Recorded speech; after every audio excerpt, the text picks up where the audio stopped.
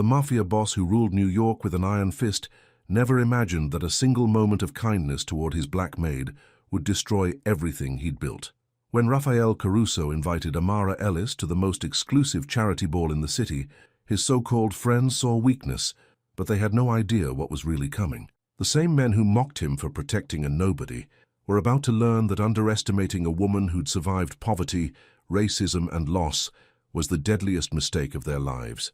Because when the warehouse doors slammed shut and the real trap was revealed, it wasn't Amara who needed saving. It was every man who'd ever made her feel invisible. What happened next would either crown a king or bury an empire, and the woman they dismissed as just the help was about to rewrite every rule in the book. Subscribe and tell me where you're watching from, because this story of love, revenge, and redemption will leave you questioning everything you thought you knew about power. The morning light streamed through the tall windows of the Caruso mansion, casting golden patterns on the marble floor. Amara Ellis moved quietly through the grand foyer, her soft-soled shoes making no sound as she carried her cleaning supplies toward the display room. At 28, she had learned to make herself invisible in this world of wealth and power. It was safer that way. She set down her bucket and pulled out a soft cloth to polish the glass case that held Mr. Caruso's most precious things. Inside, an ancient Italian vase sat on a velvet cushion. The piece was worth more money than Amara would see in 10 years, maybe 20. Her phone buzzed in her pocket. Another text from the pharmacy. Past due. Again. Amara's hand trembled slightly as she slipped the phone back into her uniform. Nana's medicine cost more each month, and the insurance barely covered half. But she couldn't think about that now. Work came first. It always had to. She dipped her cloth in the cleaning solution and began to work on the glass. The case gleamed under her careful touch. Well, look what we have here. Amara's stomach dropped. Marco Bellini's voice always carried that same mocking tone. She didn't turn around. Maybe if she ignored him, he would go away. I said, look at me when I'm talking to you. Heavy footsteps approached. Amara kept cleaning, her jaw tight. You know, it's funny, Marco continued, getting closer. Someone like you, polishing something so valuable, makes me nervous. He was right behind her now. Amara could smell his expensive cologne mixed with cigarette smoke. People in your position, he said, his voice dropping low. They sometimes get ideas.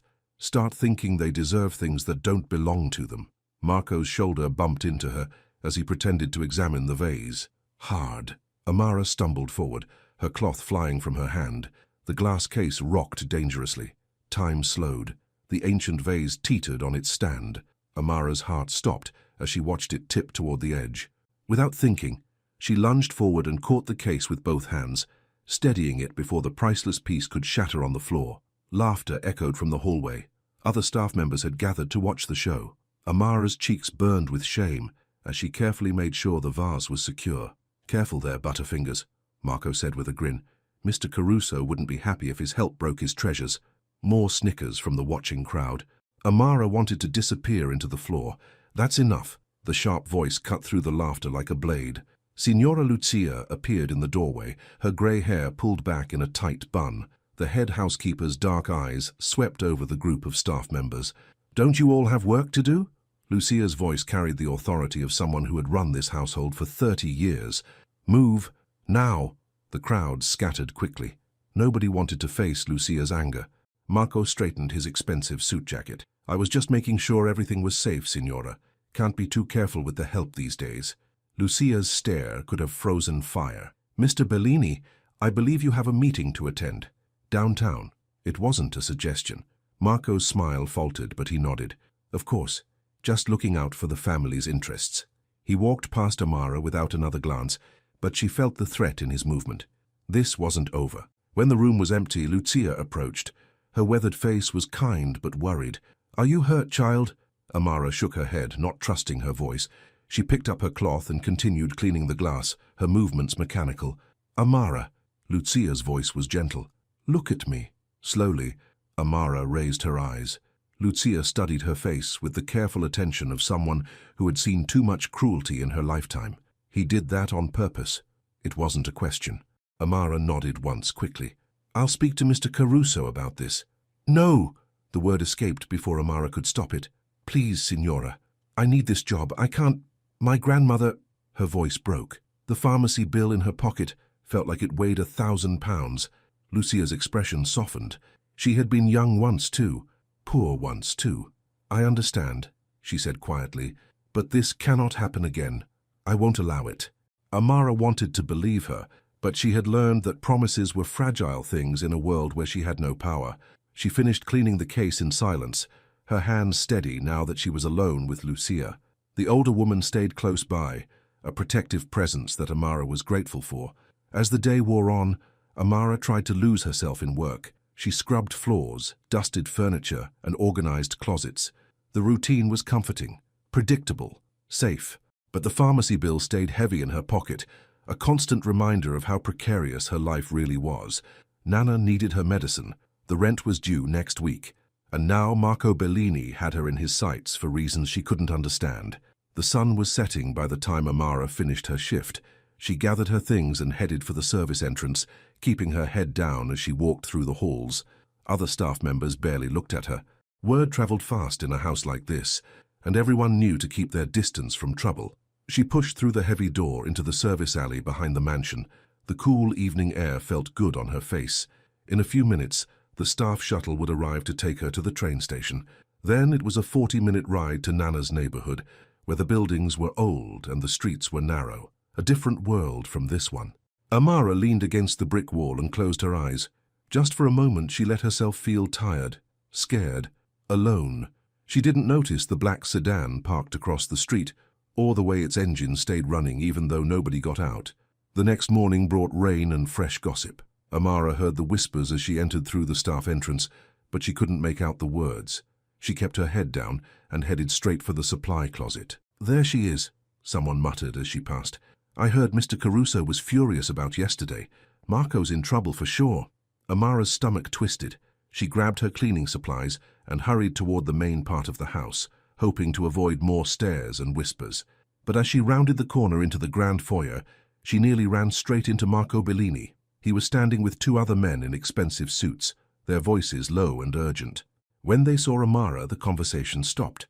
"Well, speak of the devil," Marco said with that same cold smile, "if it isn't our little accident-prone friend." Amara tried to step around them, but Marco moved to block her path. "You know," he continued, his voice carrying across the marble space, "I was just telling my friends here about the help they hire these days, how they think they can put on silk and play dress-up, but they'll always be what they are underneath." Heat flooded Amara's cheeks.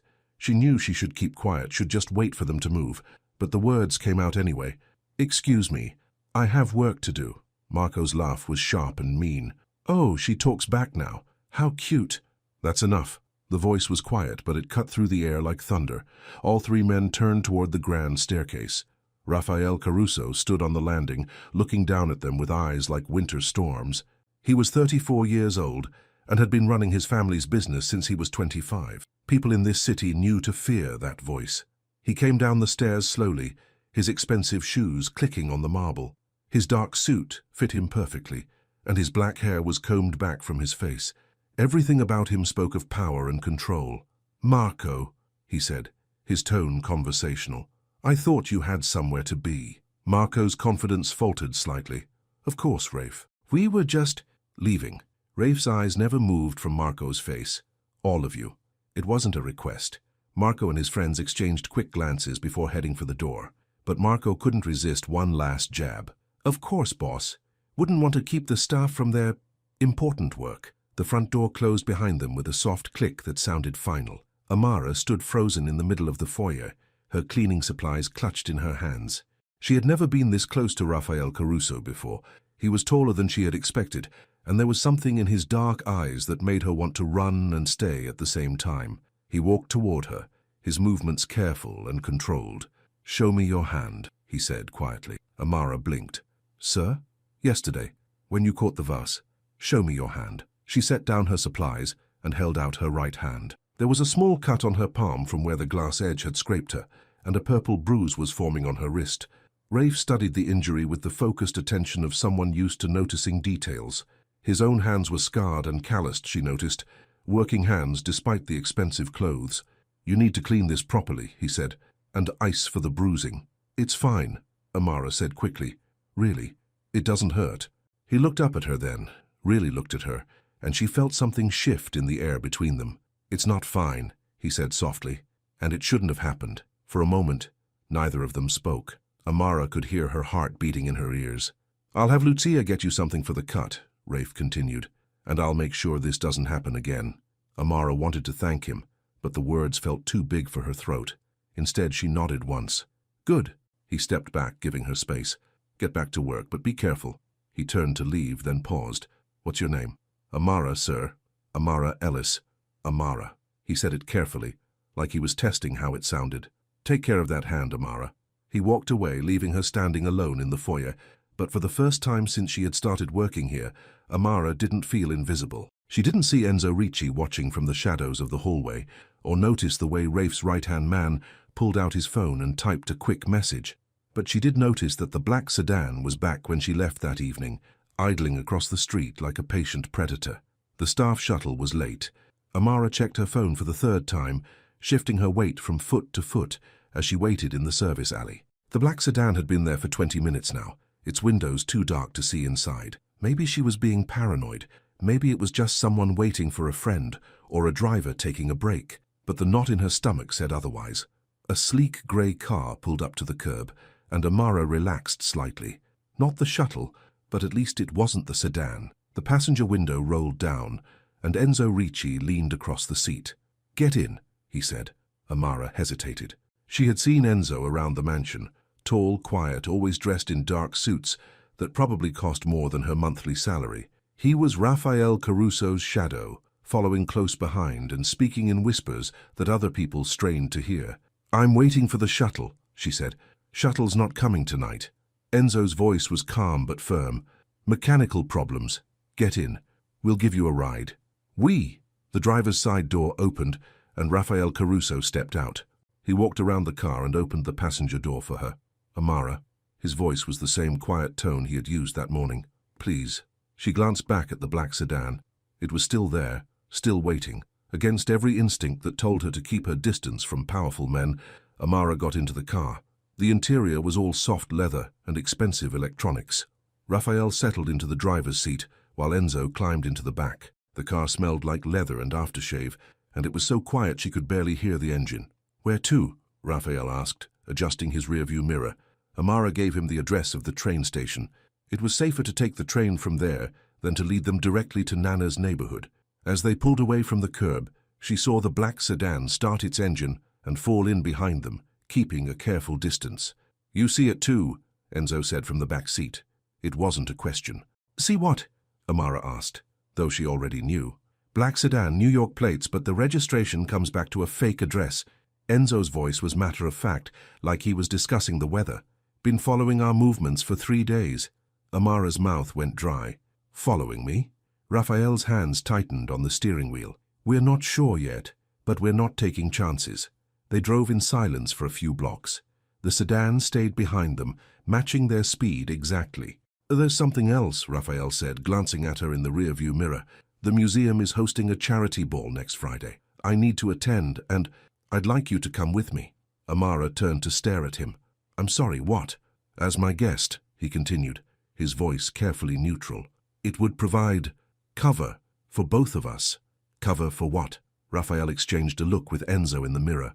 "People are starting to talk," Enzo explained. "About the boss taking an interest in staff welfare. Some of our associates think it shows weakness. And others," Raphael added, his jaw tight, "think it shows something else entirely." Amara felt heat rise in her cheeks. "You want me to pretend to be your date? To prove what? That you're not going soft?" "I want you somewhere I can keep an eye on you," Raphael said bluntly. "The ball is public, well lit, full of witnesses. If someone wants to make a move, they're less likely to try it there." They had reached the train station. Raphael pulled up to the curb and put the car in park, but he didn't get out. "Think about it," he said, "but don't take too long. If you're in danger, I need to know now." Amara looked back at the black sedan, which had stopped half a block behind them. "I'm not some helpless victim who needs saving," she said quietly. "I've been taking care of myself for a long time." "I know." Raphael's voice was softer now. "But that doesn't mean you have to do it alone." She opened the car door and stepped onto the sidewalk. Her legs felt shaky, like she had been running instead of sitting. "I'm staff, not a prop," she said, leaning down to look at him through the open window. I won't be paraded around to prove a point. Raphael nodded slowly. That's not what I'm asking. Then what are you asking? For a long moment, he didn't answer. Then, I'm asking you to trust me. Amara straightened up and stepped back from the car. Trust was a luxury she couldn't afford. Not with men like him. Not with anyone. Good night, Mr. Caruso. She turned and walked into the train station without looking back, but she could feel his eyes on her until she disappeared into the crowd. The black sedan had vanished by the time she emerged from the station near Nana's neighborhood, but Amara still looked over her shoulder twice before entering the old building where her grandmother lived. Nana's apartment was small but warm, filled with the smell of soup and old books. Her grandmother sat in her favorite chair by the window, a thick blanket across her lap. At 68, Evelyn Ellis was still beautiful, with silver hair and bright eyes that missed nothing. "You're late tonight, baby girl," Nana said as Amara kissed her cheek. "Work ran over." Amara hung up her coat and moved to the kitchen to count the day's tips. "How are you feeling?" "Oh, you know. Same old bones, same old complaints."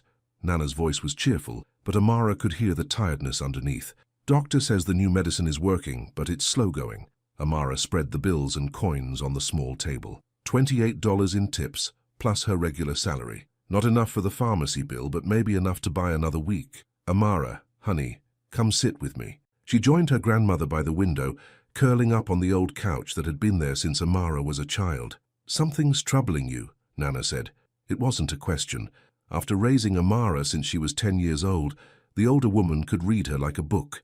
Amara told her about Marco, about the vase, about Raphael Caruso's strange offer. She left out the part about being followed. Nana worried enough already. When she finished, Nana was quiet for a long time. "This man," she said finally, "the boss. What's he like?" Amara thought about Raphael's hands examining her injury, about the way he had said her name like it mattered. "Dangerous," she said, "but not cruel, not like the others. And he wants to protect you. He wants to use me," Amara corrected, "to prove something to his friends." Nana reached over and took her hand. Her fingers were thin and cool, but still strong. "Baby girl, sometimes help comes in strange packages. Pride is a fine thing, but it won't keep you safe if someone means you harm. I can't trust him, Nana. Men like that, they don't do things without expecting something back." "Maybe," Nana agreed. "Or maybe he's just a man who's forgotten how to ask for what he needs without making it sound like business." The next afternoon, Signora Lucia knocked on the service door of Nana's building. Amara was surprised to see the older woman climb the 3 flights of stairs, carrying a garment bag and wearing a determined expression. "Signora, how did you—" "Your address is in your file," Lucia said simply. "May I come in?" Amara led her into the small apartment, suddenly embarrassed by the worn furniture and peeling paint, but Lucia looked around with approval rather than judgment. "It's lovely," she said sincerely. "Full of love, you can always tell." Nana appeared from the bedroom, moving slowly but smiling widely. "You must be the famous Signora Lucia," she said. "Amara talks about you all the time. All good things, I hope." Lucia smiled and kissed Nana's cheek in the way of old women who understood each other immediately. They settled in the living room and Lucia opened the garment bag. "I brought you something," she said to Amara, "for the ball." Inside was a simple black dress. Not flashy or expensive looking, but elegant in a way that spoke of quality and good taste. "I can't accept this," Amara said automatically. "It's not charity," Lucia said firmly. "It's a loan, from my own closet. I wore it to my daughter's wedding 20 years ago." Amara touched the fabric. It was soft and smooth under her fingers. "Why?" she asked. Lucia and Nana exchanged a look that seemed to communicate volumes. "Because," Lucia said carefully, "Mr. Caruso asked me to. But also because I think it might be good for both of you to spend an evening someplace beautiful, away from the house and all its complications." "He's worried about her safety," Nana added, surprising Amara with her directness. "He told you that?" "He didn't have to," Lucia said. "I've worked for that family for 30 years. I know when they're protecting someone, and I know it's been a long time since Mr. Caruso cared enough about anyone to worry." That evening, as the city settled into twilight, Amara sat alone in her small room above Nana's apartment. The black dress hung on her closet door, seeming to glow in the dim light. Her phone buzzed with another text from the pharmacy. Final notice. She looked at the dress, then at the bill in her hand. Trust was a luxury she couldn't afford, but maybe, just this once, she didn't have a choice. 2 nights later, Amara stood at the side entrance of the Metropolitan Museum, her hands trembling slightly as she smoothed down the black dress. The fabric felt foreign against her skin, too fine, too expensive for someone like her. She could hear voices and laughter from inside, the sound of wealthy people enjoying themselves. Through the glass doors, she could see women in glittering gowns and men in perfect tuxedos, all moving through the space like they owned it. Because they did. Second thoughts? Amara turned to find Marco Bellini approaching with two other men she didn't recognize. All three were dressed in expensive suits, and all three were smiling in a way that made her want to run. "I just think it's sweet," Marco continued, his voice carrying that familiar, mocking tone, "how our Rafe has decided to bring his charity case to play dress-up with the adults." One of his friends laughed. "Think she knows which fork to use for the salad? Think she knows there's more than one fork?" the other added. Heat flooded Amara's cheeks, but she kept her chin up. She had dealt with men like this before. Men who thought they could make her small with their words. "Maybe you should worry about your own manners," she said quietly, "instead of mine." Marco's smile turned sharp. "Oh, she has opinions. How adorable." A black car pulled up to the curb, and Enzo Ricci stepped out of the driver's side. He took one look at the scene and positioned himself where he could see everyone clearly. The passenger door opened, and Rafael Caruso emerged. Amara's breath caught in her throat. She had seen him in his expensive suits at the mansion, but tonight he wore a perfectly tailored tuxedo that made him look like he had stepped out of a magazine. His dark hair was combed back, and his eyes found hers immediately across the space. He walked toward them with the quiet confidence of a man who had never doubted his place in the world. Marco and his friends straightened slightly, their smiles becoming more forced. "Gentlemen," Raphael said, his voice polite but cold, "I believe your table is inside." "Of course," Marco replied. "We were just making conversation with your guest." Raphael's eyes moved to Amara, and she saw something flicker in their depths. Anger, maybe, or protection. "Amara," he said, offering her his arm. "Shall we?" For a moment she hesitated. Taking his arm meant crossing a line she couldn't uncross. It meant stepping into a world where she didn't belong, with a man who lived by rules she didn't understand. But Marco was watching her with that cruel smile, and she could hear more whispers starting from the other guests arriving for the ball. She placed her hand on Raphael's arm and let him lead her toward the entrance. The moment they stepped through the doors, cameras started flashing. The museum had been transformed into something magical. Crystal chandeliers cast warm light over marble floors, and fresh flowers filled every corner with the scent of spring. Women in jewels and silk moved through the space like butterflies, while men in tuxedos discussed business and politics in low voices. Amara had never seen anything so beautiful in her life. "You clean up nice," Raphael said quietly, leaning down so only she could hear. She looked up at him, surprised by the warmth in his voice. "Thank you. So do you." He smiled, really smiled, for the first time since she had known him. It transformed his entire face, making him look younger and less dangerous. "Come on," he said. "Let me introduce you to some people." They moved through the crowd slowly, Raphael's hand resting lightly on her back. He introduced her simply as Amara Ellis, without explanation or apology. Some people smiled politely, others stared openly, trying to figure out who she was and where she fit in their world. But Amara held her head high and smiled when spoken to, drawing on every lesson Nana had ever taught her about dignity and grace. They were near the center of the room when the whispers started to quiet. People began turning to look at them, and Amara felt the weight of dozens of eyes. "What's happening?" she asked. Raphael's jaw tightened slightly. "They're trying to figure us out." A photographer approached, camera raised. "Mr. Caruso, could we get a picture?" Raphael looked down at Amara, a question in his eyes. She nodded once, quickly. The camera flashed as Raphael placed his hand at the small of her back and drew her closer to his side. The gesture was protective and possessive at the same time, and everyone in the room saw it. The photographer smiled and moved on, but the damage was done. Conversations resumed around them, but Amara could feel the difference in the air, the speculation, the judgment. "They think I'm your girlfriend," she said quietly. "Let them think what they want." Raphael's voice was firm. "You're under my protection. That's all that matters." Across the room, Marco Bellini was pulling out his phone and typing furiously. His smile had turned into something ugly and dangerous, but Amara didn't see it.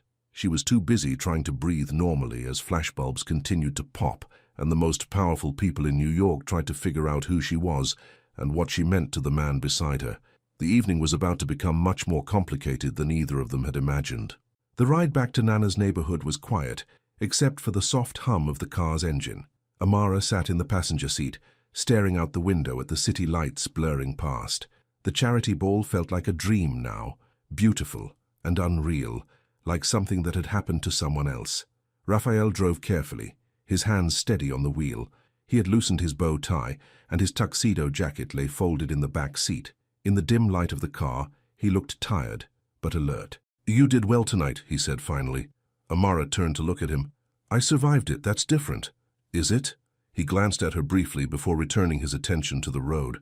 "Most people would have crumbled under that kind of pressure. You held your head high. I've had practice." "I know." His voice was softer now. "I'm sorry they made it harder than it needed to be." Amara thought about the whispers, the stares, the way some of the women had looked at her dress and tried to guess how much it cost. But she also remembered the moment when Raphael had introduced her to the museum director, speaking her name with respect and pride. It wasn't all bad, she admitted. They pulled up outside Nana's building. The street was quiet, most windows dark except for the occasional flicker of a television screen. Raphael put the car in park, but didn't turn off the engine. "Amara," he said, "about what I said earlier, about being under my protection, I meant it." She looked at him, trying to read the expression on his face. "What does that mean exactly?" "It means, if someone tries to hurt you, they'll have to go through me first. And what if you're the one I need protection from?" The question hung in the air between them. Raphael was quiet for a long moment, his hands still gripping the steering wheel. "Then you run," he said finally, "and you don't look back." There was something in his voice, pain maybe, or regret, that made Amara want to ask more questions, but she had learned to be careful about getting too close to other people's secrets. "Thank you," she said instead, "for tonight, for everything." She opened the car door and stepped onto the sidewalk. Raphael rolled down the passenger window. "Amara," she turned back, "be careful, and if anything feels wrong, anything at all, you call me." He handed her a business card with his personal number written on the back in neat handwriting. "Day or night," he added, "I mean it." She nodded and watched him drive away, his taillights disappearing around the corner. Only then did she notice that Enzo Ricci was parked across the street in a different car, keeping watch. The thought should have scared her. Instead, for the first time in weeks, she felt safe. The next morning brought chaos. Amara's phone started buzzing before she was even fully awake. Text after text, call after call. When she finally answered, her friend Rosa from the diner was practically shouting, "Girl, you need to see the internet right now." Still half asleep, Amara fumbled for her laptop, an old slow thing that Nana had bought her for Christmas 2 years ago. When the news websites finally loaded, her stomach dropped. There she was, on the front page of the society section. The picture from last night, Raphael's hand at her back, both of them looking elegant and serious under the museum's chandeliers. The headline read, "Mystery Woman Captures Caruso's Heart at Charity Gala." The article was worse, full of speculation about who she was, where she came from, and what a working-class beauty was doing on the arm of one of New York's most eligible bachelors. They had even managed to find out where she worked, though they hadn't used her real name. Her phone rang again. This time it was Signora Lucia. "Don't come to work today," the older woman said without preamble. "The front gate is crawling with reporters." Amara's heart sank. "Signora, I can't afford to miss work. Nana's medicine. You'll be paid for the day. Mr. Caruso's orders." Lucia's voice softened. "Child, this will blow over. These people have short attention spans. But right now you need to stay away until things calm down." After she hung up, Amara sat on her bed staring at the laptop screen. The comments under the article were brutal. Some people defended her, but others said terrible things about gold diggers and social climbers who didn't know their place. "Baby girl?" Nana appeared in the doorway, moving slowly with her walker. "What's got you looking so troubled this early in the morning?" Amara showed her the article. Nana read it carefully, her expression growing more thoughtful with each paragraph. "Well," she said finally, "that's quite a mess you've stepped into." "I should never have gone," Amara said, burying her face in her hands. "I should have known this would happen." "Should have known what? That people would talk?" Nana made her way to the bed and sat down carefully. "Honey, people always talk. The question is whether you're going to let their talking stop you from living your life. This isn't my life, Nana. That world, those people, I don't belong there." "Maybe not," Nana agreed. "But that man sure seems to think you do." Before Amara could respond, her phone buzzed with a text from an unknown number. Saw the news. We need to talk. Meet me at the coffee shop on 5th and Madison at 2 p.m. Come alone. M. A chill ran down Amara's spine. She showed the text to Nana, whose face immediately darkened. You're not going anywhere alone, the older woman said firmly. Not after getting a message like that. Amara was about to agree when her phone rang. Raphael's number appeared on the screen. Are you all right? He asked as soon as she answered, not bothering with hellos. I'm fine, just processing. I'm sorry about the article. I should have expected this. It's not your fault. Amara looked at the text message again. But I think someone wants to meet with me. Someone who signed their message with just the letter M. Silence on the other end of the line. Forward me that text right now, Raphael said, his voice sharp. And don't even think about meeting whoever sent it. But what if... No. The word was final. Amara, I'm serious. Promise me you won't go anywhere alone today. She promised, though part of her wondered what she was getting herself into. After she hung up, she showed Nana the text thread with Raphael. That man is scared, Nana observed. Really scared. For you. That's what worries me. Why? Because he cares enough to be afraid? Amara didn't have an answer for that. An hour later, Signora Lucia arrived with groceries and news from the mansion. The phone hasn't stopped ringing, she reported, settling into Nana's kitchen like she belonged there. Reporters, photographers, even some television people. Mr. Caruso had to hire extra security for the front gate. I've ruined everything, Amara said miserably. Nonsense. Lucia began unpacking the groceries, expensive things that Amara never would have bought for herself. You didn't do anything wrong. You went to a party and looked beautiful. The rest is just noise. But the staff at the mansion, we'll get over it. Lucia's voice was firm. Some of them are jealous, that's all. They've been working there for years and never got invited to anything fancier than the staff Christmas party. She pulled out a small white box and handed it to Amara. From Mr. Caruso, he said to tell you it's not a gift, it's a tool. Inside the box was a cell phone, not a fancy smartphone, but something simple and reliable. A note was taped to the back. Fully charged. My number is programmed in. Use it if you need anything. R. He wants to be able to reach me, Amara said. He wants you to be able to reach him, Lucia corrected. There's a difference. That afternoon, while Nana napped, Amara found herself cleaning the small apartment with unusual intensity. Scrubbing floors, washing windows, organizing closets, anything to keep her hands busy, and her mind off the growing pile of messages on her regular phone. She was wiping down the kitchen counter when she heard footsteps in the hallway outside. Heavy footsteps that stopped right in front of Nana's door. A knock, slow and deliberate. Amara froze, the cleaning cloth still in her hand. She hadn't been expecting anyone, and Lucia had left an hour ago. Another knock, more insistent this time.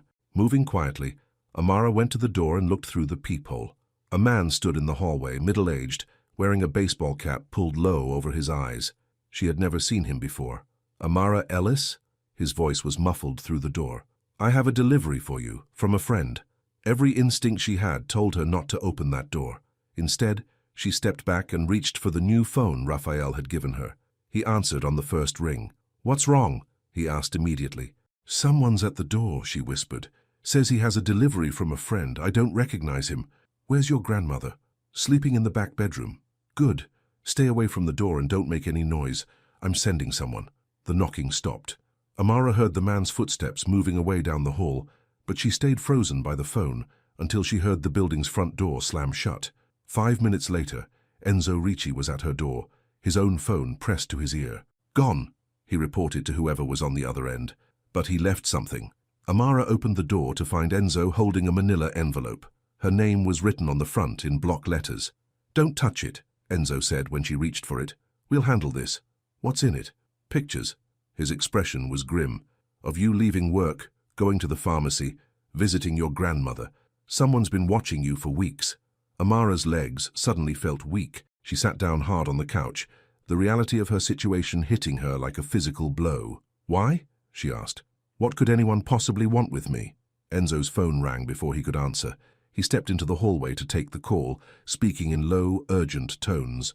When he came back, his expression was even more serious. Pack a bag, he said. Enough for a few days. You and your grandmother are coming with me. What? No. Amara stood up, shaking her head. We're not going anywhere.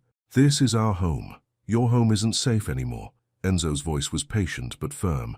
Someone escalated this situation today, and we need to respond accordingly. What do you mean escalated? The pictures weren't the only thing in that envelope. There was also a note. He paused, choosing his words carefully, suggesting that your relationship with Mr. Caruso might not be healthy for you. Amara felt cold all over. Are you saying someone threatened me? I'm saying someone wants you scared enough to run away, which means they're either trying to hurt you or hurt him. Either way, you're not safe here. From the bedroom, Nana called out weakly. Amara, is everything all right out there? Amara looked at Enzo, then toward the bedroom where her grandmother was waiting, the woman who had raised her, who depended on her, who couldn't defend herself if someone really meant them harm. If we come with you, she said slowly. What does that mean? What are we walking into? Safety, Enzo said simply, for as long as you need it. An hour later, Amara found herself in the passenger seat of Enzo's car, watching familiar neighborhoods blur past the window. Nana sat in the back, a small suitcase on her lap and questions in her eyes that she was too polite to ask out loud. Where are we going? Amara asked, as they turned onto a tree-lined street she had never seen before. Safe house, Enzo replied. Mr. Caruso owns several properties around the city. This one's clean, no public records, no connections to the business.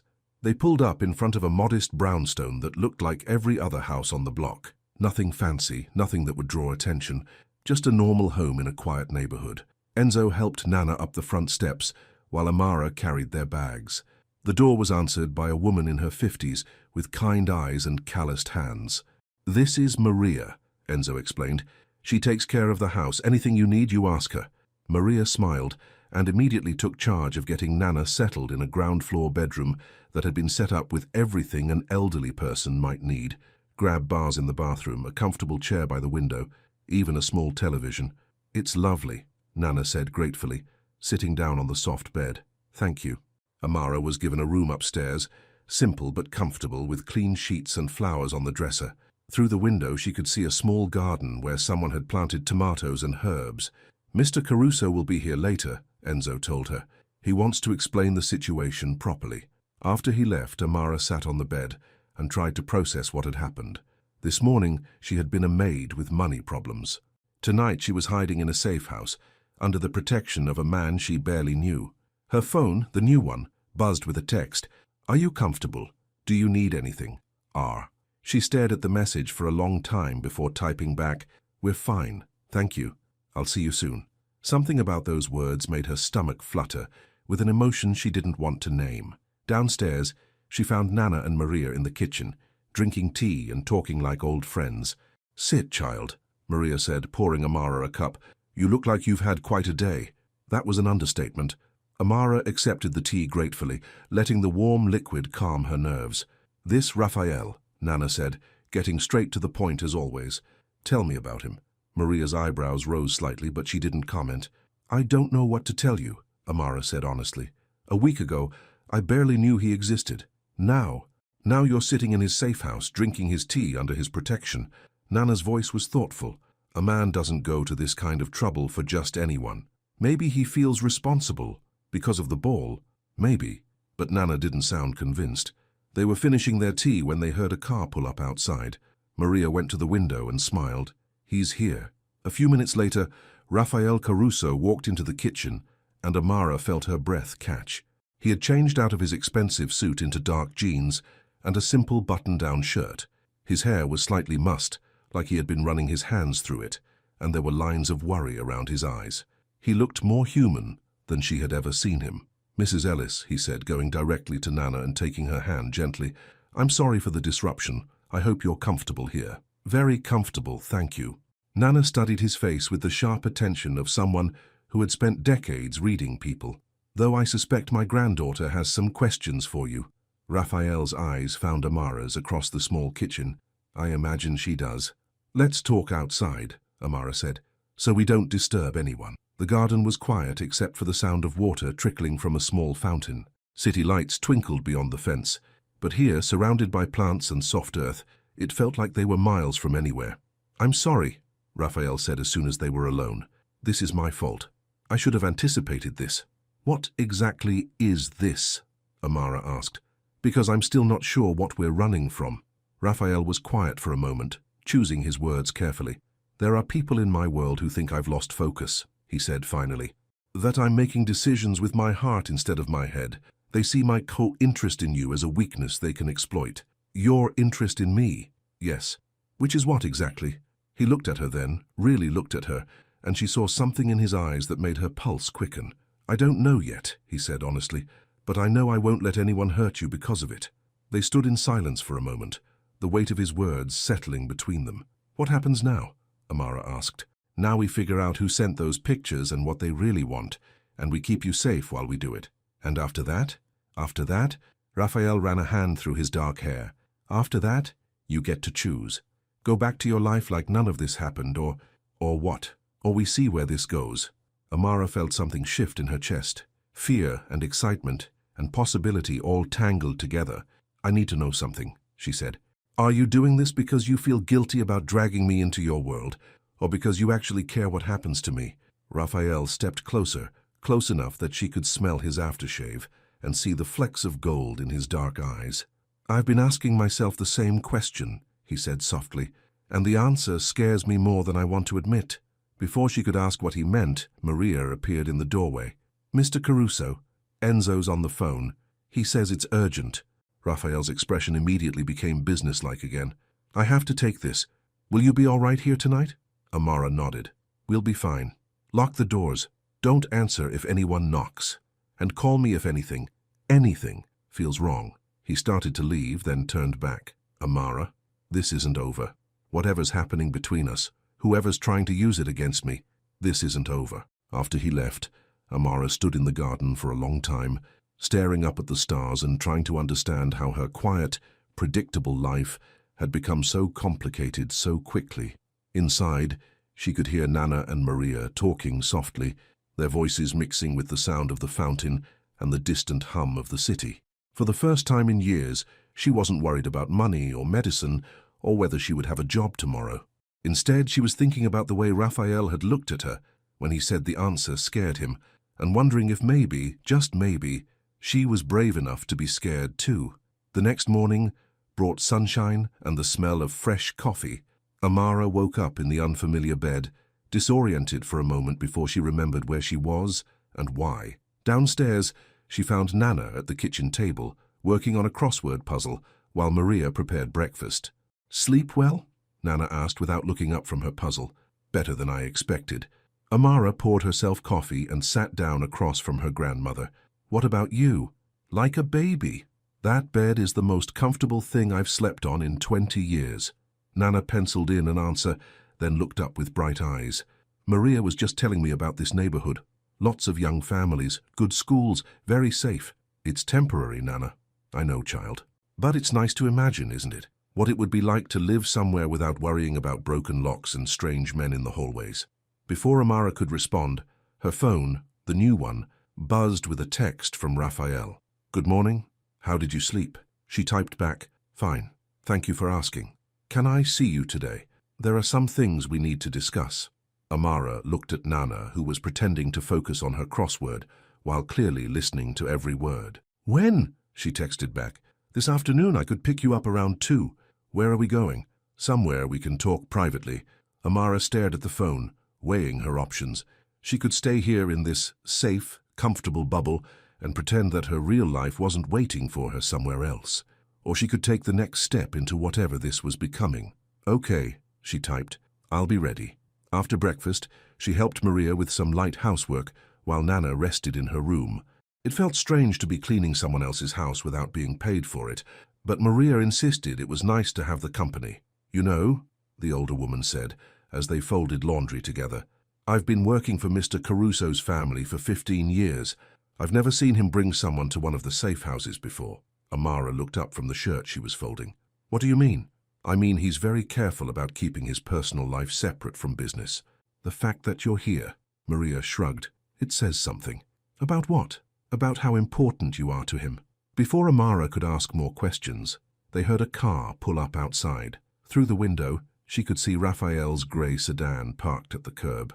He's early, Maria observed with a knowing smile. Amara checked her appearance in the hall mirror.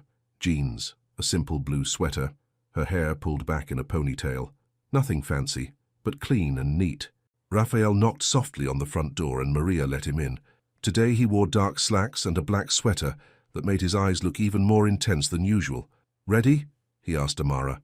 She kissed Nana goodbye and promised to be back before dinner.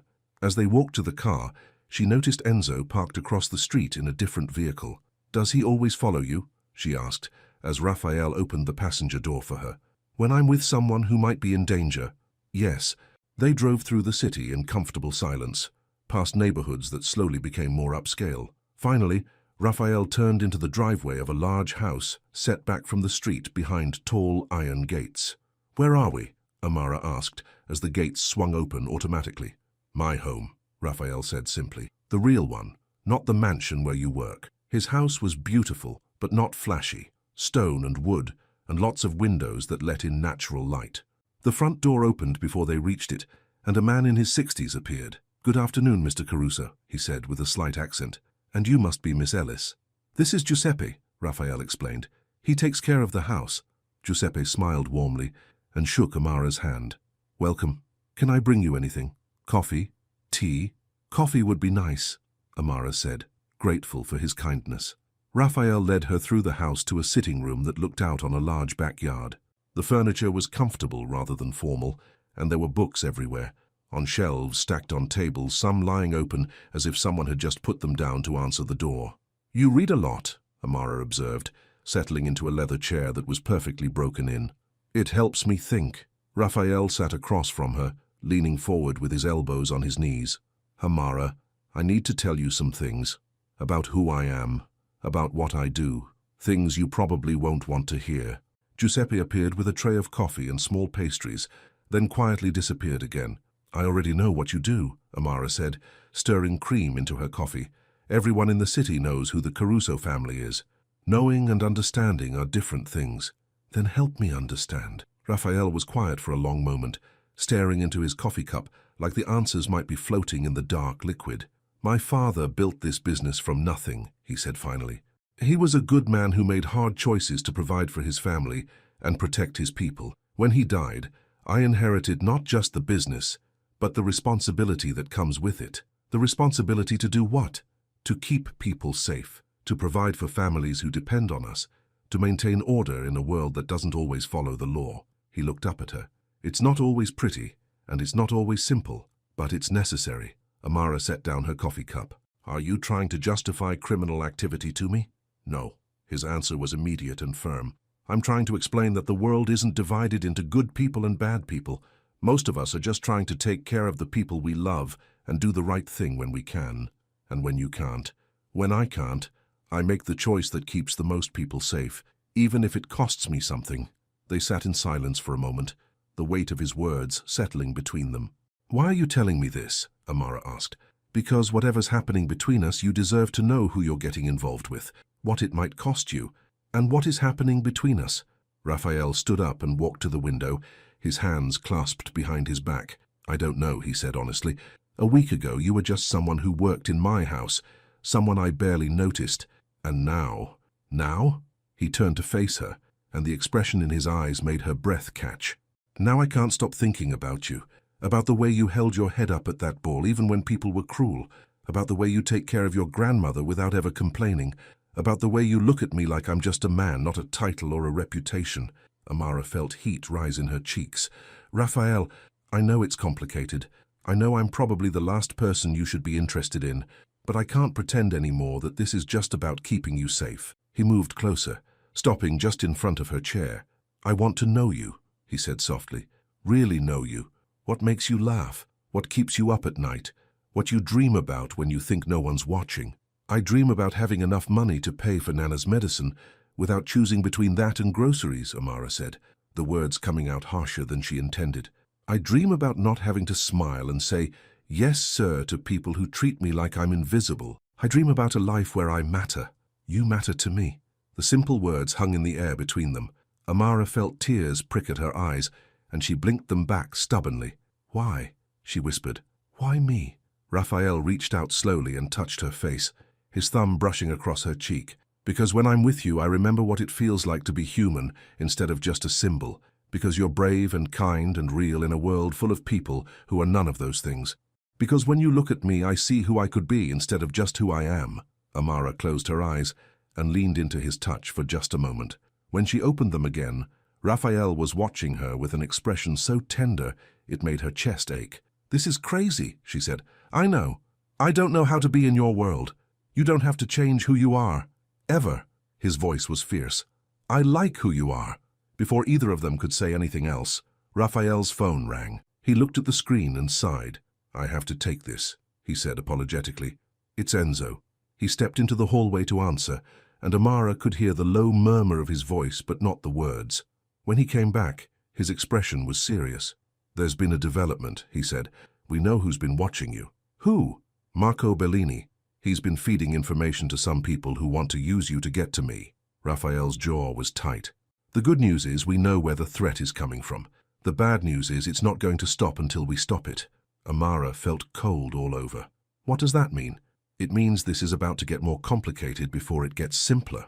Raphael sat down beside her, taking her hands in his. "But I promise you I won't let anything happen to you or your grandmother, whatever it takes. What if what it takes is letting me go? That's not an option." "Raphael." "No." He squeezed her hands gently. "I've lost people before, Amara, important people. I won't lose you too." There was something in his voice, pain so deep she could feel it in her own chest. She wanted to ask what he meant, who he had lost, but something held her back. Instead, she squeezed his hands in return. "Then we figure it out together," she said. Relief flooded his face. Together. Outside, the afternoon sun was beginning to fade, casting long shadows across the backyard. Soon, Raphael would drive her back to the safe house, back to Nana and Maria and the comfortable bubble they had created. But something had changed between them in this room full of books and afternoon light, something that couldn't be taken back or undone. Whatever came next, they would face it together. The question was whether together would be enough to survive what was coming. 3 days had passed since Raphael told Amara about Marco's involvement in the threats against her. 3 days of living in the safe house, of careful routines and watchful eyes, of growing closer to a man she was beginning to care about more than she wanted to admit. This afternoon, Raphael had surprised them all by suggesting that Nana join them for dinner at his house. Not the mansion where Amara worked, but his real home, the comfortable place with books and soft chairs where they had talked so honestly just days before. Now Amara watched through the kitchen window as Raphael helped her grandmother up the front steps with infinite patience, following every instruction Nana gave him about her walker and her arthritis and the way she liked to take stairs one at a time. "He's good with her," Maria observed, joining Amara at the window. "He is." Amara smiled as she watched Raphael listen carefully while Nana pointed out the different flowers in his garden. "She likes him. And you." Amara's cheeks warmed. "I'm getting there." Giuseppe had prepared a wonderful meal, pasta with fresh herbs from the garden, bread that was still warm from the oven, and a lemon cake that made Nana close her eyes in bliss when she tasted it.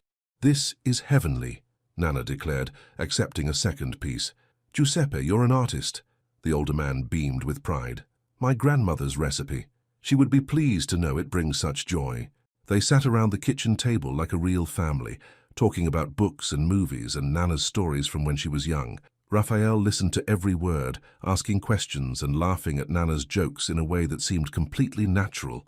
"You know," Nana said, pointing her fork at Raphael, "when Amara was little, she used to dream about living in a house with a garden where she could grow her own tomatoes." "Nana," Amara protested, embarrassed. "It's true, she had this whole plan mapped out. Tomatoes, peppers, maybe some herbs. She was going to cook fresh meals every day and have friends over for dinner parties in the backyard." Raphael looked at Amara with interest.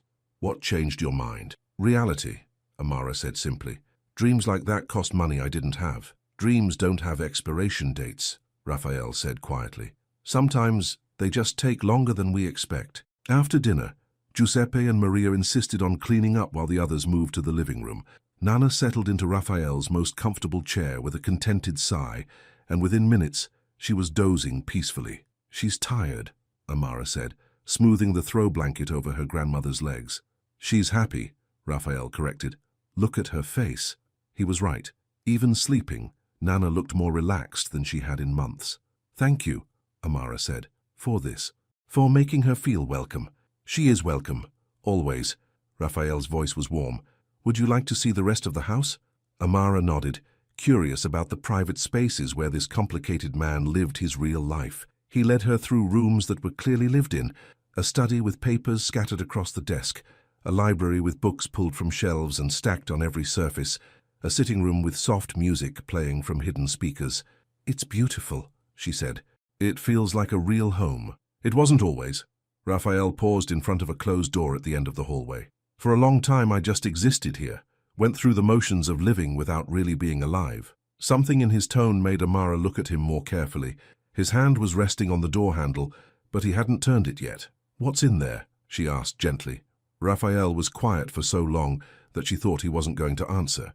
Then, slowly, he turned the handle and opened the door. The room beyond was small and painted a soft yellow. Sunlight streamed through gauzy curtains, illuminating a rocking chair in one corner and a crib against the far wall. Above the crib, a mobile of tiny airplanes and clouds turned slowly in the breeze from the window. Amara's breath caught in her throat. "This was going to be Luca's room," Raphael said, his voice barely above a whisper. "My son." She stepped into the room carefully, as if any sudden movement might break the spell that had preserved this space. Everything was perfect and untouched. Soft blankets folded in the crib, toys arranged on shelves, a changing table stocked with supplies that would never be used. "Elena picked out everything," Raphael continued, leaning against the doorframe. "She had such plans. She was going to teach him to garden, to cook, to speak Italian, like her grandmother taught her. She was going to love him so much that he would never doubt for a single day how wanted he was." Amara turned to look at Raphael. His face was composed, but his eyes held a grief so deep it made her chest ache. "What happened?" she asked softly. "Car bomb, meant for me." The words came out flat and emotionless. "Elena was 8 months pregnant. She was coming home from a doctor's appointment when it went off. They both died instantly." "Oh, Raphael." Amara felt tears prick at her eyes. "I'm so sorry. It was 3 years ago. I should be over it by now." "There's no timeline for grief." Raphael looked at her sharply. "Everyone else thinks there should be. My family, my business associates, they all think I should have moved on, found someone new, had other children to replace the ones I lost. But you can't replace them." "No." He stepped into the room and touched the mobile, setting it spinning again. "I kept this room exactly as Elena left it. I told myself it was because I wasn't ready to let go, but really, I think it was punishment." "Punishment for what?" "For failing to protect them, for being the reason they died." Raphael's voice was steady, but Amara could hear the pain underneath. "I built my whole life around keeping people safe, and I couldn't save the 2 people who mattered most."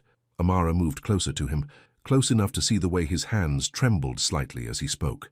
"It wasn't your fault," she said. "Wasn't it? If Elena had never met me, if she had married someone normal, a teacher or a doctor or an accountant, she would still be alive.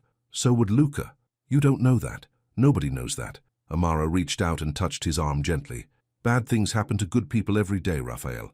Not because they deserve it, but because the world is unpredictable and scary and unfair." Raphael looked down at her hand on his arm, then up at her face. "How do you do that?" he asked. "Do what?" "Make it sound so simple, like healing is just a choice you can make." "Because sometimes it is," Amara said. "Not the forgetting part. You should never forget them. But the living part. Elena and Luca would want you to keep living." Raphael closed his eyes and took a shaky breath. When he opened them again, they were bright with unshed tears. "I kept this room as punishment," he said again. "But maybe it could be something else. A reminder of love instead of loss." Amara smiled, though her own eyes were damp. "I think that's what love is supposed to be. A reminder that we're capable of caring about someone more than ourselves." "Is that what this is?" Raphael asked softly. "Between us?" The question hung in the air, like a bridge neither of them had been brave enough to cross until now. "I think so," Amara whispered. "I think I'm falling in love with you, and it terrifies me." Raphael stepped closer, close enough that she could feel the warmth of his body. "It terrifies me too," he admitted. "I never thought I could feel this way about anyone again. I didn't want to. But you make me want to try. You make me remember what it feels like to hope for something beyond just surviving each day." He reached up and touched her face, his thumb tracing along her cheekbone. "Amara," he said, and her name sounded like a prayer on his lips. Before either of them could think too hard about it, she stood up on her toes and kissed him. It was soft and tentative at first, a question more than a statement, but when Raphael's arms came around her and he kissed her back with all the longing and grief and hope that lived in his heart, It became something deeper. When they finally broke apart, both of them were breathing hard. "What happens now?" Amara asked. "Now we figure out how to build something real together," Raphael said. "If you want to." "I want to." The words came out stronger than she felt, but she meant them completely. "But I need you to promise me something. Anything. No more secrets. No more protecting me by keeping me in the dark. If we're going to do this, we do it as partners." Raphael studied her face, and she saw the exact moment when he made his decision. "Partners," he agreed, "no matter what comes next." What came next arrived sooner than either of them expected. The next morning, Amara woke up to her phone buzzing urgently on the nightstand. Not the house phone, her old cell phone, the one she had almost forgotten about in the safety of the last few days. She grabbed it quickly, not wanting to wake Nana in the next room. "Hello?" she whispered. "Amara? Thank God!" The voice was unfamiliar, frantic. "This is Dr. Martinez from Mercy General Hospital. Your grandmother collapsed at the senior center, and we need you to come immediately." Amara sat up straight, her heart pounding. "What? That's impossible. My grandmother is—" But even as she spoke, she was looking around the room and realizing that she couldn't hear any sounds from next door. No soft snoring, no movement, nothing. "Ma'am, she's asking for you. The situation is quite serious." "I'll be right there," Amara said, already throwing on clothes. "What floor? What room?" "Emergency room, bed 7. But please hurry." Amara hung up and rushed to Nana's room, her mind racing with panic. The door was open, the bed was made, and there was no sign that anyone had slept there at all. "Maria," she called out, running downstairs. "Maria, where's my grandmother?" But the house was empty. Maria's car was gone from the driveway, and there was no note explaining where they had gone. Amara's hands shook as she called Raphael's number, but it went straight to voicemail. She tried Enzo's number with the same result. Another call came through on her old phone, the same voice as before. "Miss Ellis, we really need you to come now. Your grandmother's condition is deteriorating." "I'm coming," Amara said, grabbing her purse and heading for the front door. "Tell her I'm coming." A car was waiting at the curb, a black sedan that looked official enough to belong to the hospital. The driver wore a cap pulled low over his eyes and didn't look at her directly when she climbed into the back seat. "Mercy General?" she asked. "Yes, ma'am. Emergency entrance." Amara tried calling Raphael again as the car pulled away from the house. Still voicemail. Her mind was racing with worst-case scenarios and guilt. How could she not have heard Nana leave? What if the older woman had fallen and hurt herself trying not to wake anyone? It wasn't until they had been driving for 15 minutes that she realized they were heading away from the hospital district, not toward it. "Excuse me," she said to the driver. "I think you're going the wrong way. Mercy General is downtown." "Different route today," the driver said without turning around. "Construction." But Amara could see they were heading toward the waterfront, toward warehouses and industrial buildings that had nothing to do with any hospital. Ice flooded her veins as she looked more carefully at the driver, his build, the set of his shoulders, something about the way he held his head. She had seen him before, in the hallway outside Nana's apartment, claiming to have a delivery. "Let me out," she said, trying to keep her voice calm. "I've changed my mind." "Can't do that, miss. Almost there now." Amara's phone buzzed with a text from the same number that had called her. "Hope you're comfortable. Your grandmother is looking forward to seeing you." But underneath the text was a photo that made her blood run cold. It was Nana, but not in any hospital. She was sitting in what looked like an old warehouse, tied to a chair, but looking unharmed. Angry, but unharmed. Another text appeared. "Come alone and she stays safe. Bring help and she doesn't." The car pulled up in front of a shuttered warehouse by the river. The driver got out and opened her door, no longer bothering to pretend this was anything other than what it was. "Let's go," he said, and Amara saw the outline of a gun under his jacket. She climbed out slowly, her mind racing. Raphael had promised no more secrets, but he wasn't here. Enzo wasn't answering his phone.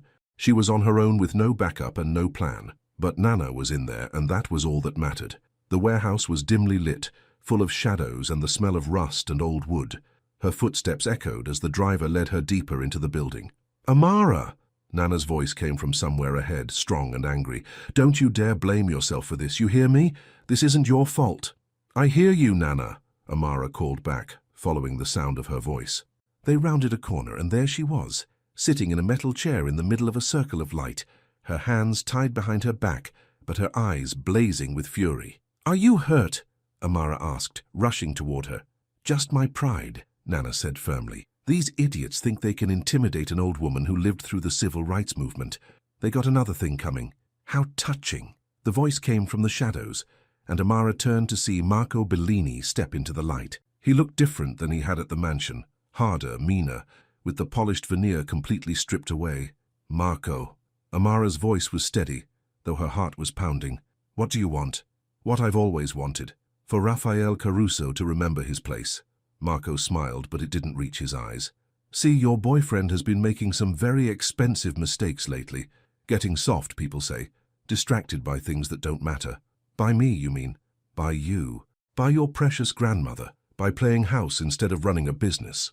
Marco circled them slowly, like a predator sizing up his prey. Some of our associates think it's time for new leadership. Leadership that understands priorities. So you kidnap an innocent old woman to prove a point? I create a situation that forces Rafael to choose between his business and his feelings. Marco's voice dripped with contempt. When he has to pick between saving you and maintaining his reputation, everyone will see exactly how weak he's become. Amara felt cold all over. What makes you think he'll choose me? Oh, he will, because that's the kind of man he is now. Soft, sentimental, ruled by his emotions instead of his brain. Marco pulled out his phone and showed her a text thread. I already sent him your location. He's probably on his way right now, walking into a trap that will destroy everything he's built. You're wrong about him, Amara said quietly. Rafael is stronger than you think. We'll see. Marco's smile turned cruel. But either way, this is the end of your little fairy tale.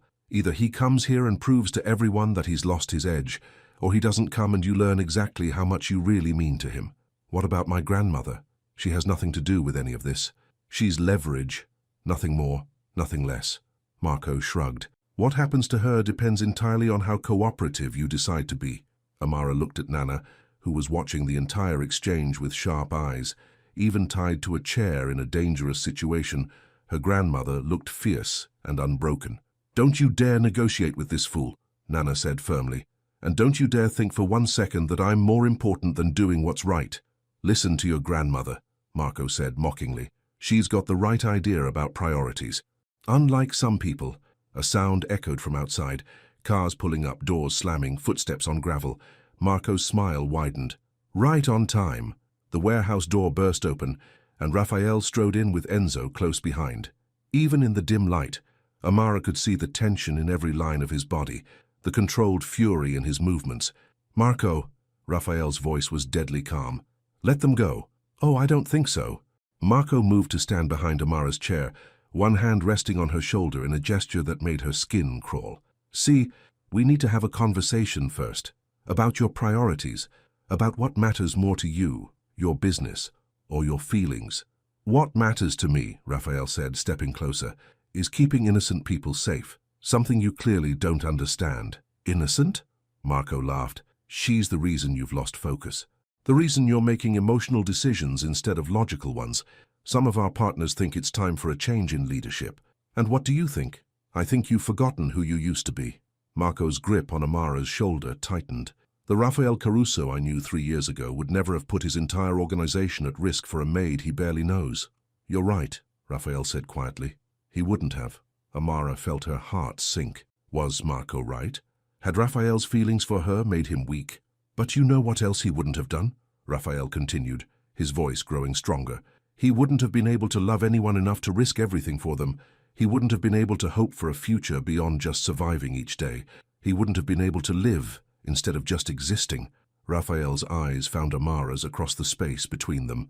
She didn't make me weak, Marco. She made me human again. And that makes me stronger than I've ever been. Marco's face twisted with rage. Stronger? You're about to lose everything because of her. The only thing I'm about to lose, Rafael said, moving with lightning speed, is you. What happened next was over so quickly that Amara barely saw it. Rafael closed the distance between them in 2 strides, disarmed Marco with a single precise strike, and had him on the ground before the other man could even react. Enzo appeared beside Amara and cut her restraints while Rafael freed Nana with gentle hands. Are you hurt? Rafael asked, his voice shaking slightly as he helped Nana to her feet. Nothing that a good cup of tea won't fix, Nana said, but she was looking at him with new respect. That was very impressive, young man. Raphael turned to Amara, and she saw her own relief reflected in his eyes. "Are you all right?" he asked softly. Instead of answering, she threw her arms around him and held on tight. He smelled like aftershave and fear, and something uniquely him, and she had never been so grateful to feel someone's heartbeat against her ear. "I thought," she started. "I know," he said, his arms tightening around her. "I thought so too." Behind them, Enzo was efficiently handling Marco and the driver, speaking in low tones into his phone. Police sirens wailed in the distance, growing closer. "What happens now?" Amara asked. "Now we go home," Raphael said. "All of us together." As they walked toward the warehouse exit, Nana fell into step beside them. "You know," she said conversationally, "when I was young, my mother used to tell me that you could judge a man's character by how he treated people who couldn't do anything for him." She looked meaningfully at Raphael. "But I think a better test is how he acts when the people he loves are in danger, whether he runs toward the trouble or away from it." Raphael helped her into the back seat of his car with the same infinite patience he had shown at dinner, making sure her seatbelt was comfortable and her purse was within easy reach. "You passed, by the way," Nana added with a small smile, "in case you were wondering." As they drove away from the warehouse, Amara reached over and took Raphael's hand. He squeezed her fingers gently, and she knew that whatever came next, they would face it together. The fairy tale wasn't over. In some ways, it was just beginning. But first, they all needed that cup of tea Nana had mentioned, and maybe a very long conversation about what it meant to choose love over fear, again and again, for the rest of their lives. The morning after the warehouse incident, Amara woke up in Raphael's house. Not the safe house, but his real home, where books lined the walls and coffee always smelled like comfort. She had fallen asleep on the living room couch after they returned from the hospital, where they had taken Nana to be checked over, just as a precaution. Sunlight streamed through the windows, and she could hear voices from the kitchen, Nana's laugh mixing with Raphael's deeper tones and Giuseppe's accented English. The sound made something warm settle in her chest. She found them around the kitchen table, Nana holding court with stories about her youth, while Raphael and Giuseppe listened like she was sharing state secrets. "There you are, sleepyhead," Nana said when she spotted Amara. "I was just telling these boys about the time I organized a sit-in at the local diner. Your grandfather thought I was crazy, but sometimes crazy is what gets things done." Raphael looked up at Amara, and something passed between them, a wordless check-in that she answered with a small smile. They were both okay. They were both here. "How are you feeling?" he asked. "Better. Sore, but better." She accepted the cup of coffee Giuseppe offered her and settled into the chair next to Nana. "How are you feeling?" "Like I could wrestle a bear," Nana said firmly, "though I'd prefer not to test that theory anytime soon." "Marco's been taken care of," Raphael said quietly. "He won't be bothering anyone again. And the others, the ones he was working with, gone, permanently." Raphael's voice was matter-of-fact, but Amara could see the weight of responsibility in his eyes. "This is over, Amara. Really over." She nodded, relief flooding through her. For the first time in weeks, she could breathe without looking over her shoulder. "So what happens now?" she asked. Raphael was quiet for a moment, stirring his coffee even though he hadn't added anything to it. "Now we talk about what you want to happen," he said.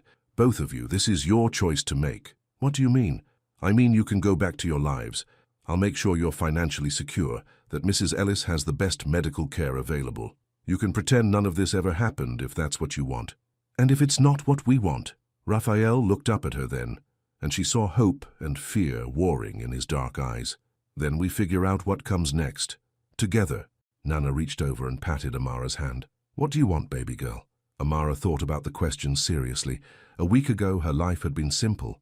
Difficult, but simple. Work, worry about money, take care of Nana, repeat. Safe and predictable and small. Now she was sitting in a beautiful kitchen, with a man who had risked everything to save her, and the world felt full of possibilities she had never dared to imagine.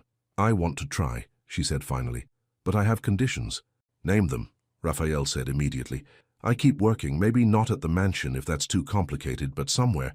I need to feel useful, like I'm contributing something." "Agreed. Nana stays with us if she wants to, and if she doesn't want to, she gets her own place nearby where I can check on her every day." "Of course. And no more secrets. Ever. If something is dangerous or complicated or just plain hard to talk about, we talk about it anyway. As partners." Raphael reached across the table and took her hand. "Partners," he agreed. "In everything." Nana clapped her hands together once, smiling broadly.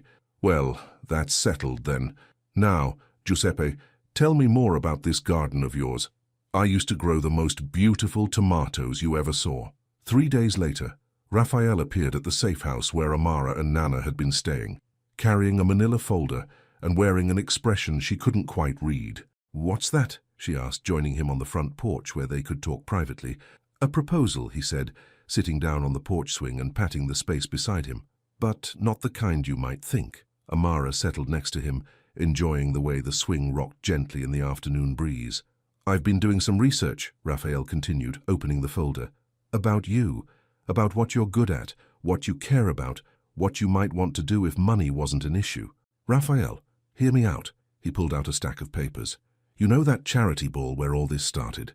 The one that raised money for literacy programs?" "Yes.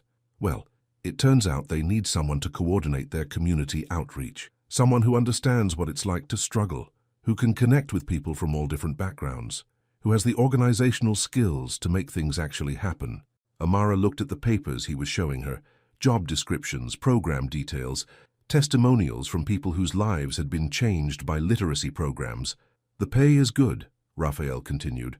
"Not amazing, but good, enough to cover all of Mrs. Ellis's medical expenses and then some. And the work, Amara, you would be helping people learn to read. Adults who never had the chance, kids who are falling behind in school, immigrants who need English skills to build better lives." Tears pricked at Amara's eyes as she read through the materials. "This is real?" "Completely real. I made some calls, but the decision is entirely theirs. They want to meet with you next week." "But why? I don't have experience with this kind of work." Raphael turned to face her fully, his expression serious. "Because you understand what it means to feel invisible, to have people look right through you like you don't matter. And you also understand what it means to fight for the people you love, no matter how hard it gets." Amara stared down at the papers, hardly believing what she was seeing. "There's something else," Raphael said softly. "The job comes with an office downtown, but they're also looking for someone to run a satellite program in underserved neighborhoods. Someone who could work out of a community center or, well, a renovated house with plenty of space for classes." "Raphael, what are you saying?" "I'm saying I've been thinking about that house with the garden you used to dream about, the one where you could grow tomatoes and have friends over for dinner." He pulled out another set of papers, real estate listings for houses in safe neighborhoods with big backyards. "I'm saying maybe some dreams just take longer than we expect." Amara felt her breath catch. "You can't just buy me a house. I'm not buying you anything.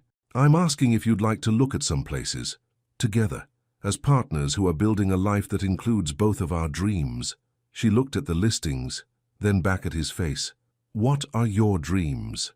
"To wake up every morning knowing that the people I love are safe and happy, to use what I have to make other people's lives better, instead of just accumulating more power for its own sake." Raphael paused. "To have a home that's full of life, instead of just existing in a place where I sleep. And you think I could be part of that?" "I think you already are part of that." Before Amara could respond, the front door opened and Nana stepped onto the porch. "Sorry to interrupt," she said, though her knowing smile suggested she wasn't sorry at all. "But Maria is making lunch and she wants to know if you'll be staying, Raphael." "If I'm welcome," he said. "You're welcome," Amara said, surprising herself with how natural the words felt. "You're always welcome."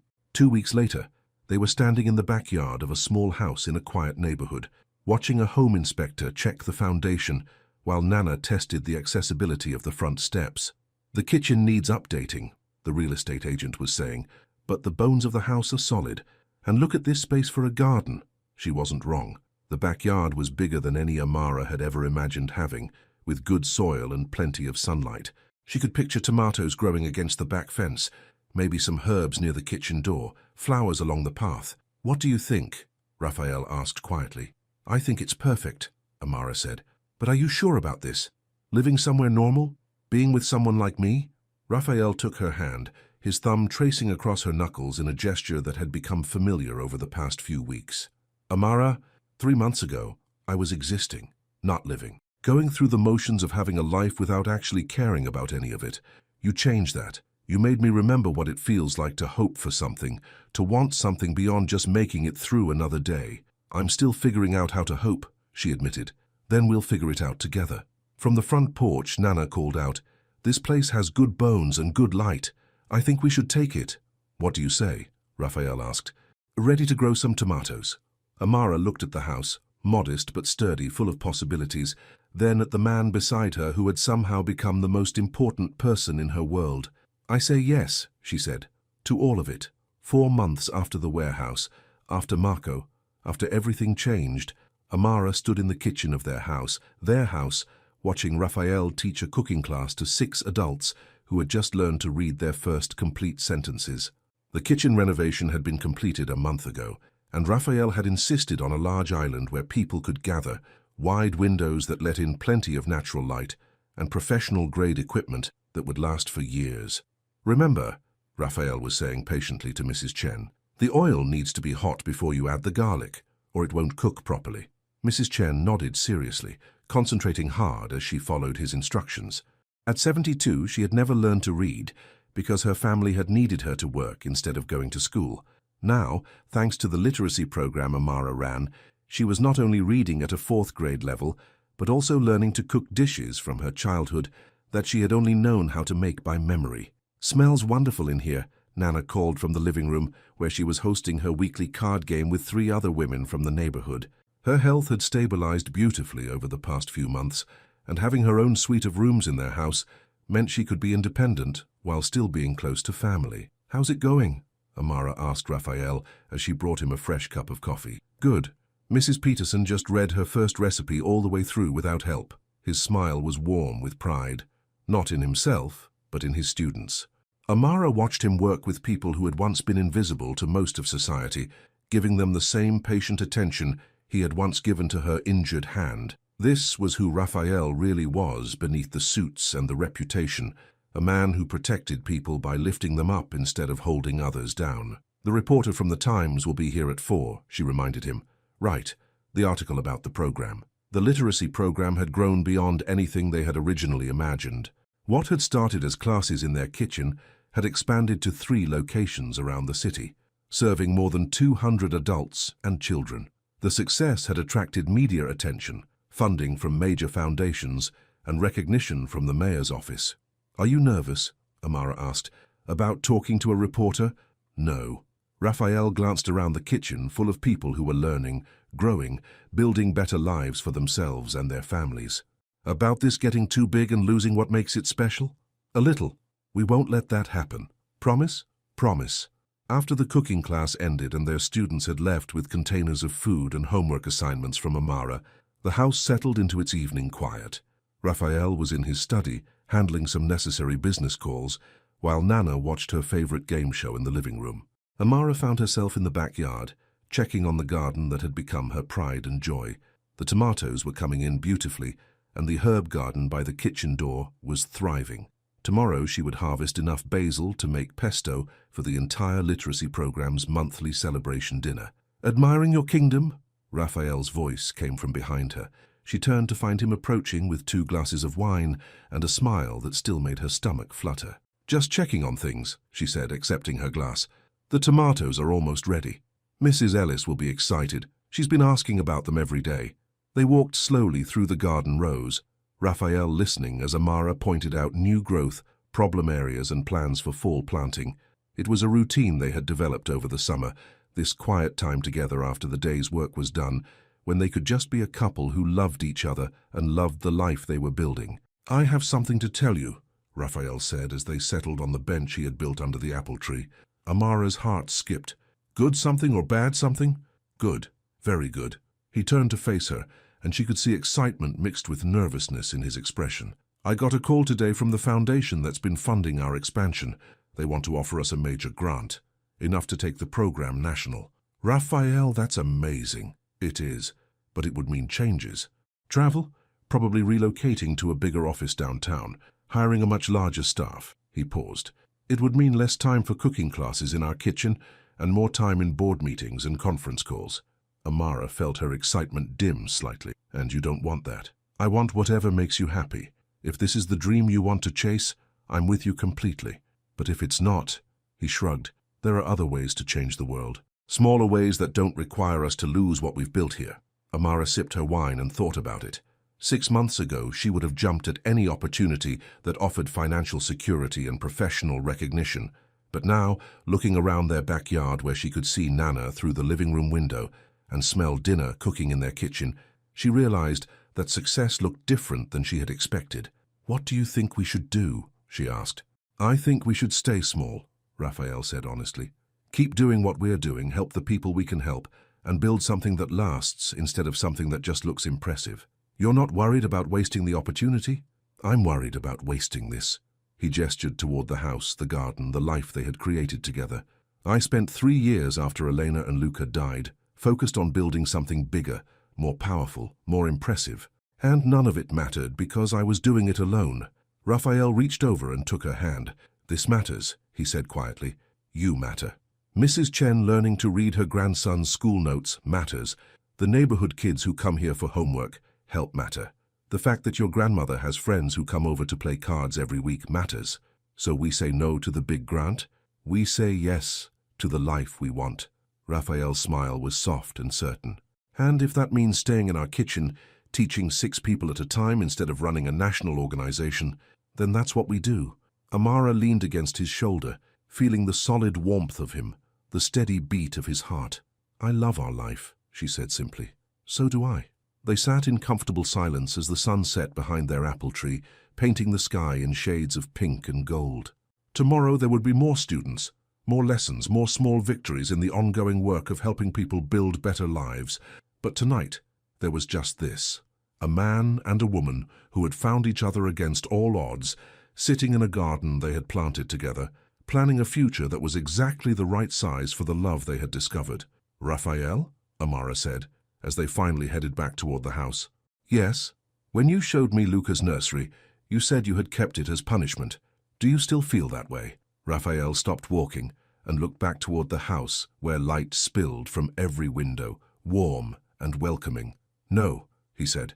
"Now I think maybe I kept it because some part of me knew that love doesn't end when people leave. It just changes shape, becomes something that can hold new people without forgetting the old ones." "Do you think Elena would like me?"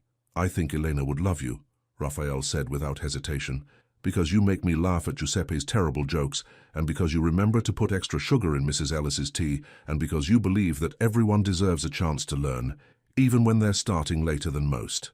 They climbed the porch steps together, and Amara could hear Nana in the living room, calling out answers to Jeopardy questions with the confidence of someone who had lived through enough history to know most of the answers.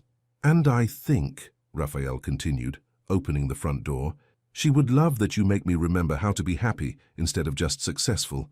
As they stepped inside their house, full of light and laughter and the smell of tomorrow's bread rising on the counter, Amara realized that this was what happy looked like. Not perfect, not glamorous, but real and solid and built to last. "Hey," she said, catching Raphael's hand before he could head toward his study to finish his evening calls. "Yes? I love you." The words were simple, but they carried all the weight of the journey that had brought them here. From a mansion where she had been invisible to a charity ball where everything changed, through danger and fear and the scary work of learning to trust someone with your whole heart. "I love you too," Raphael said, and something in his voice told her that he was thinking about the same journey, forever and always. Outside, the city hummed with 8 million stories of people trying to build lives worth living. Inside, 3 people who had found each other against all odds sat down to dinner at a table that had been set with care, in a house that had been filled with love, in a life that had been chosen deliberately and well. The fairy tale was over. The real story was just beginning. And it was exactly what Amara had always dreamed of, back when she was brave enough to believe that dreams could come true for people like her. Sometimes they just took a little longer than expected, and sometimes they required falling in love with someone brave enough to dream alongside you. But when they finally happened, they were worth every moment of the wait. 6 months later, the newspaper article was spread across their kitchen table, the headline reading, "Local Literacy Program Named Outstanding Community Initiative of the Year." But Amara was more interested in the photo that accompanied it, Raphael helping an elderly man sound out words in a cookbook while she worked with a young mother who was learning to read to her daughter for the first time. "Listen to this," Nana said from her chair by the window, reading aloud from the article. "What started as a small program in a residential kitchen has become a model for community-based education that preserves the personal touch while achieving remarkable results. Director Amara Ellis says the secret is treating each student as an individual rather than a statistic. "They spelled your name right," Raphael observed, looking up from his own copy of the paper. "And they used the picture, where you look like a normal person instead of a mob boss," Amara replied teasingly. "I am a normal person," Raphael protested. "I just happen to have an unusual job." "Uh-huh." Amara kissed his cheek as she passed by to water the herbs on the windowsill.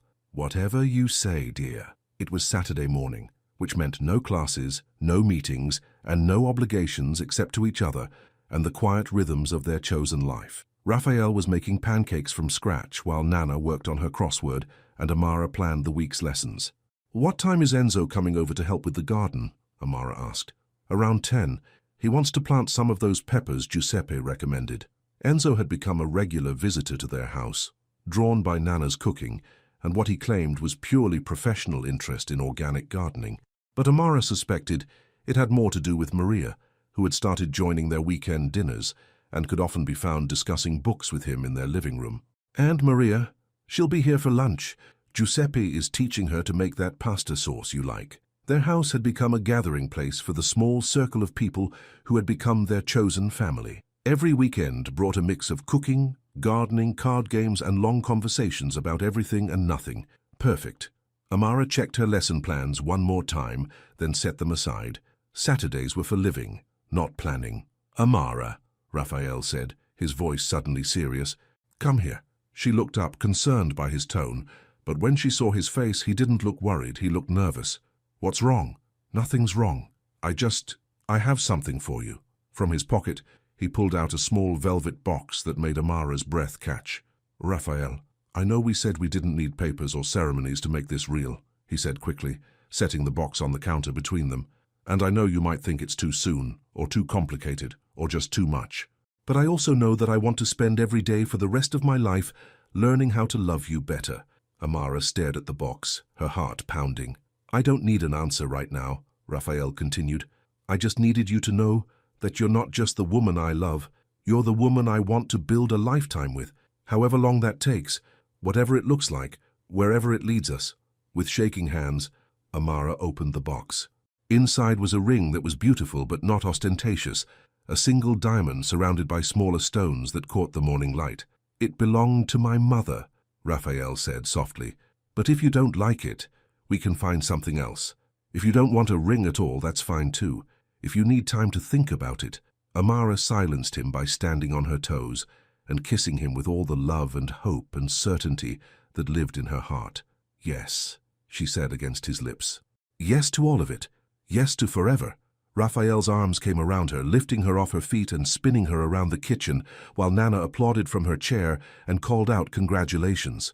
When he finally set her down, they were both laughing and crying at the same time. "I love you," Raphael said, sliding the ring onto her finger with hands that shook slightly. "I love you too," Amara replied, admiring the way the diamonds caught the light. "Forever and always." From her chair by the window, Nana raised her coffee cup in a toast. "To dreams that take their own sweet time," she said with satisfaction, "and to the people brave enough to wait for them." As Raphael pulled Amara close, and the smell of pancakes filled their kitchen, and sunlight streamed through windows that looked out on their garden, Amara thought about how far they had all come from that morning when Marco had knocked her into the vase display.